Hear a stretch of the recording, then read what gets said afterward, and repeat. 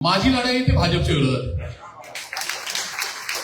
माझी लढाई ही संघाच्या विरोधात, माझी लढाई जाती आणि धार्मिक आतंकवाद करणाऱ्यांच्या विरोधात, माझी लढाई माझ्या पुण्यामध्ये राज्यामध्ये ज्यांनी या ठिकाणी भ्रष्टाचाराची हजारो नाही तर लाखो कोटीची उडाणं घेतली, ज्यांनी पुण्यासारखं राज्य देशामध्ये नव्हे तर जगामध्ये नुसत्या राज्यामध्ये नव्हे तर देशामध्ये गुन्हेगारीमध्ये एक नंबर आणले.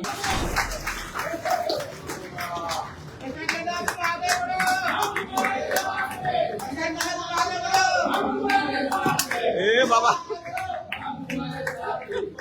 उपस्थित बंधू भगिनी, माझ्या पत्रकार मित्रांनो, सर्वप्रथम मी काँग्रेस पक्षाचे देशाचे नेते सन्माननीय राहुलजी गांधी साहेब, श्रीमती सोनियाजी गांधी मॅडम,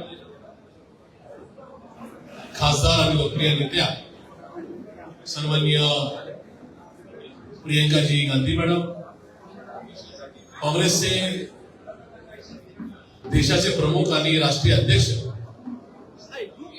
आणि या देशाचे विरोधी पक्ष नेते सन्माननीय मल्लिकार्जुनजी खरगे साहेब यांचे तथा प्रदेश काँग्रेसचे नेते या राज्याचे प्रमुख माननीय हर्षवर्धनजी सपकाळ साहेब,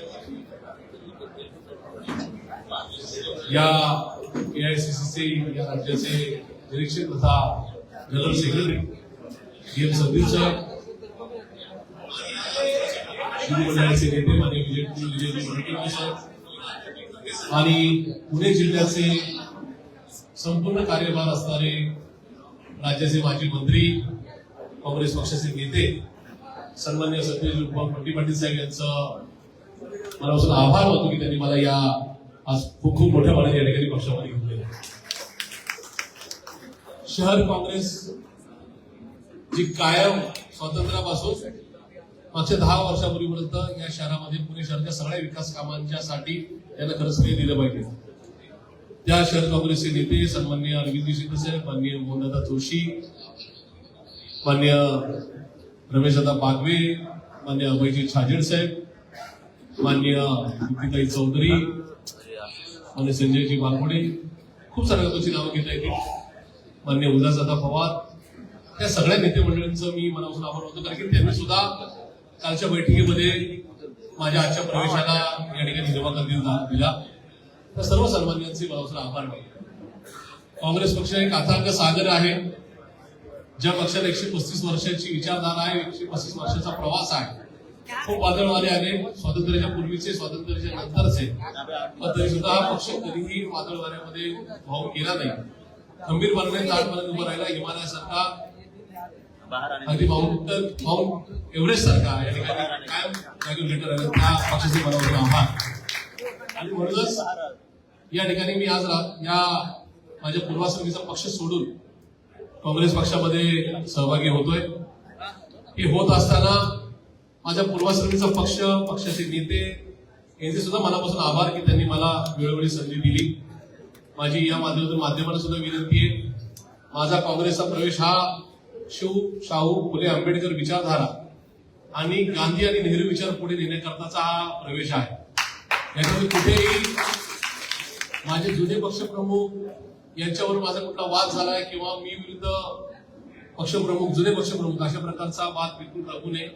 माझी लढाई ती भाजपच्या विरोधात,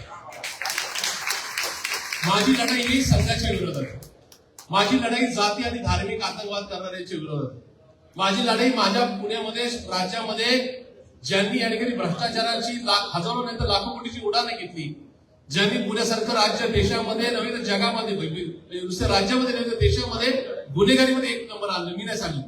या ठिकाणी खुद्द गृहमंत्री अमित शहा यांचा मागच्या महिन्याचा अहवाल सांगतो की देशामध्ये गुन्हेगारीमध्ये वडेट्टीवार साहेब पहिला नंबर हा पुण्याचा आहे. म्हणजे सपकाळ साहेब, राज्याचा नव्हे तर देशाचा भ्रष्टाचाराचा नंबर काढण्यात आला. त्याच्यामध्ये माननीय प्रधानाध्यक्ष साहेब त्यांनीच दिलाय. म्हणजे या राज्यात सुद्धा भाजपचं सरकार आहे आणि वर सुद्धा भाजपचं सरकार आहे. त्यांच्या गृहमंत्र्यांनी जो सपकाळ साहेब यांना काय अहवाल दिलाय त्याच्यामध्ये भ्रष्टाचारामध्ये महाराष्ट्र पहिला आणि महाराष्ट्रामध्ये पुणे पहिला. पुणे कुणाच्या ताब्यात आहे तर भाजपच्या ताब्यात आहे. आणि या सगळ्या परिस्थितीमध्ये देशात म्हणजे माझ्या माहितीप्रमाणे मला जे काय थोडं राज्याचं देशाचं आणि जगाचं आकलन करायची इच्छा असते.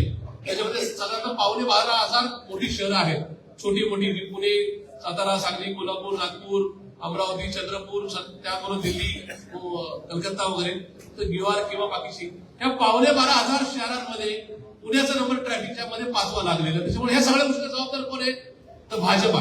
फोडाफोडीच्या राजकारणाला जबाबदार कोण आहे? तर भाजप आहे. कारण मी माझा पूर्वाश्रमीचा पक्ष सोडून देतोय. तिथे काय झालं किंवा काय, याहीपेक्षा मला शिवशाहू फुले आंबेडकरांची विचारधारा पुढे न्यायची आहे. मला नेहरू गांधीजींचा विचार पडतो आणि म्हणून या ठिकाणी पक्षप्रवेश करतोय.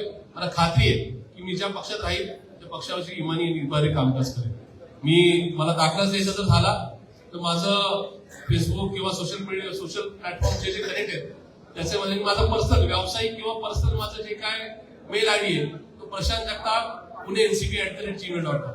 माझा जगात दुसरा कुठला मेल आयडी नाही. मी मुद्दाम का सांगितलं की पक्षाच्या विचारधारेबरोबर जॉईन झाल्यानंतर मला असं कधी वाटलंच नाही की कधीतरी हा पक्ष सोडेल आणि त्या ठिकाणी माझा मेल आयडी वेगळा असला, म्हणजे आता तो बदलेला भाग वेगळा आहे. पण 26 वर्ष 6 महिने 14 दिवस पक्षात राहिलो. कधीही गद्दारी केली नाही, कधी बंडखोरी केली नाही, कधीही इकडचं तिकडे केलं नाही. पक्षाच्या नेत्यांबरोबर खासगीत म्हणजे चर्चा झाली, ती चर्चा कधी माध्यमांना कळवली नाही, बाहेर तरी कळवली नाही. आणि तो तसाच एकरूपपणा मी काँग्रेसमध्ये दाखवेल. एक नक्की मी सांगतो की आपण विचारधारेवर, संविधानावर प्रेम करणारे कार्यकर्ते आहोत.